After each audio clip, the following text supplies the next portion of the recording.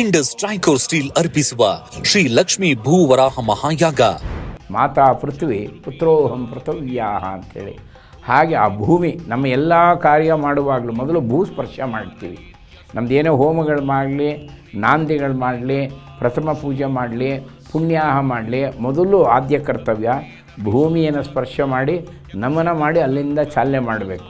ನಿಜವಾಗಲೂ ವ್ಯಕ್ತಿ ಮಲಗಿದ್ದಾಗ ಹೇಳ್ತಾನಲ್ಲ, ಬೆಳಗ್ಗೆ ಏಳುವಾಗ ವಿಷ್ಣು ಪತ್ನಿ ನಮಸ್ತುಭ್ಯಂ ಪಾದಸ್ಪರ್ಶಂ ಕ್ಷಮಸ್ವಮೆ. ಅಮ್ಮ, ನಿನ್ನ ನಾನು ತುಳಿತಿದ್ದೀನಿ, ಭೂಮಿ ನೀನೇ ನನ್ನ ಧಾರಣೆ ಮಾಡಿದೆ, ನೀನಿಲ್ಲದೆ ನಾನು ಉಳಿಯೋಕ್ಕೆ ಸಾಧ್ಯ ಇಲ್ಲ.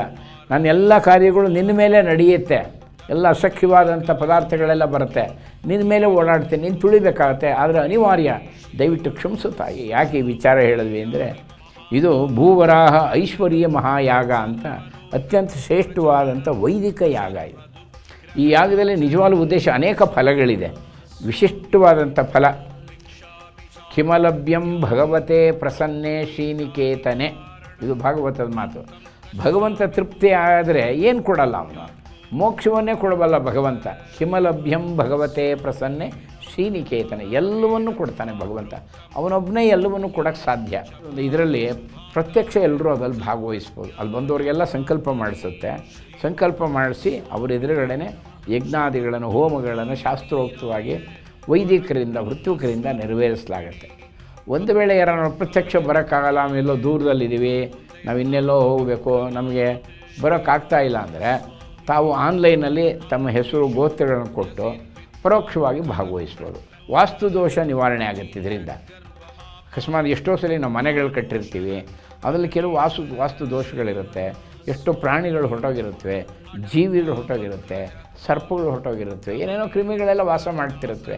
ಅದನ್ನೆಲ್ಲ ಅಗದು ನಾವು ಅದ್ರ ಮೇಲೆ ಮನೆ ಕಟ್ಟಿ ನಾವು ವಾಸ ಮಾಡ್ತಿರ್ತೀವಿ. ಆ ಜೀವಜಂತುಗಳ ದೋಷ ನಿವಾರಣೆ ಆಗಬೇಕು. ಮತ್ತು ವಿಶೇಷವಾಗಿ ವಾಸ್ತು ದೋಷ ಇದ್ದರೆ, ವಾಸ್ತು ದೋಷ ಈ ಸಂಕಲ್ಪ, ಈ ಪೂಜೆಯಿಂದ ವಾಸ್ತು ದೋಷ ನಿವಾರಣೆ ಆಗುತ್ತೆ. ಮತ್ತು ಎಷ್ಟೋ ಜನಕ್ಕೆ ಭೂಮಿ ಮತ್ತು ಆಸ್ತಿಯ ವಿಚಾರದಲ್ಲಿ ಭಾಳ ಏನೋ ಸಮಸ್ಯೆಗಳು ಎದುರಿಸ್ತಾ ಇರ್ತಾರೆ. ಅವರು ಯಾವುದೇ ಆಸ್ತಿ ಸಮಸ್ಯೆಗಳು ಇಂಥದ್ದೇನಾದರೂ ಇದ್ದರೆ ಅದರ ಒಂದು ತೊಂದರೆಗಳನ್ನು ಅನುಭವಿಸ್ತಿರ್ತಾರೆ. ಆ ಅಡೆತಡೆ ಇದ್ದರೆ, ಆಸ್ತಿಗೆ ಸಂಬಂಧಪಟ್ಟ ಹಾಗೆ, ಭೂಮಿಗೆ ಸಂಬಂಧಪಟ್ಟ ಹಾಗೆ ಅಡೆತಡೆಗಳಿದ್ದರೆ ಅದು ನಿವಾರಣೆ ಆಗುತ್ತೆ. ಹೆಚ್ಚಿನ ಸಂಖ್ಯೆಯಲ್ಲಿ ಭಾಗವಹಿಸಿ ಎಲ್ಲರೂ ಸೇರಿಕೊಳ್ಳೋಣ. ನಮಗೆ ಸ್ವಂತದಲ್ಲೇ ನಾವು ತೃಪ್ತಿಯಾಗಿದ್ದರೂ ಕೂಡ ಲೋಕ ಕಲ್ಯಾಣಾರ್ಥವಾಗಿ ನಮ್ಮ ಜಾತಿ, ಸಂಪ್ರದಾಯ, ಮತ, ಭೇದ, ಆಮೇಲೆ ಅಂತಸ್ತು, ಸ್ವಭಾವ ಇದನ್ನೆಲ್ಲ ಬಿಟ್ಟು ನಾವೆಲ್ಲ ಒಂದು ತಂದೆಯ ಮಕ್ಕಳು. ನಾವು ಭೂವರಾಹ ಸ್ವಾಮಿಗೆ ಮಕ್ಕಳು. ನಾವು ನಮ್ಮ ತಾಯಿ ಲಕ್ಷ್ಮಿ, ನಮ್ಮ ತಂದೆ ಸಾಕ್ಷಾತ್ ನಾರಾಯಣ.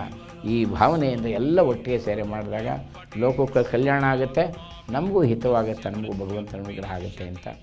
ಶ್ರೀ ಲಕ್ಷ್ಮೀ ಭೂವರಾಹ ಮಹಾಯಾಗ ಪ್ರಾಯೋಜಕರು ಇಂಡಸ್ ಟ್ರೈಕೋರ್ ಸ್ಟೀಲ್.